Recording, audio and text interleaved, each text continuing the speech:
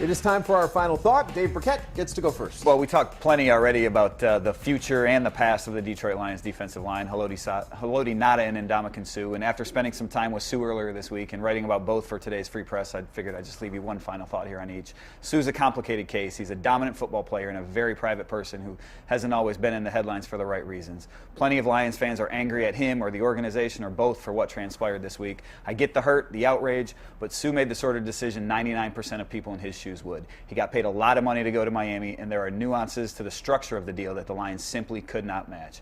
Never fault a player for maximizing his value, and in this case, Sue certainly earned the right to do that.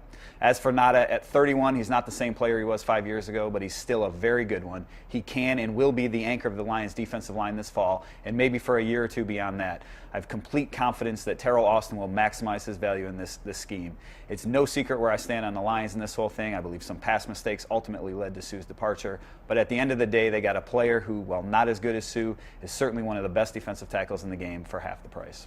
That's your thoughts on Sue. Here are my thoughts on Joe Nathan. In every athlete's time, in every athlete's life, there comes the inevitable time when he looks in the mirror, convinces himself there's a little bit more in the tank, and then heads out to the field and tries to muster that competitive adrenaline to recapture the glory days. For most of us, that happens at age 18.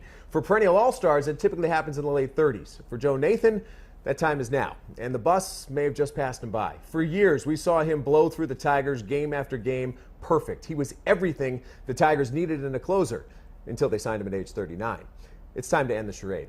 When the end of the line approaches, sometimes the train goes off the rails, and that's what we're seeing here. Failure, frustration, and excuses. You'd like to believe that Joe Nathan of 2005 is going to trot out, but it's not happening. Soria's ready, Rondon's ready, time to make the move. For Dave Birkett, I'm Tom Leyden. Thanks for joining us. Have a great Sunday.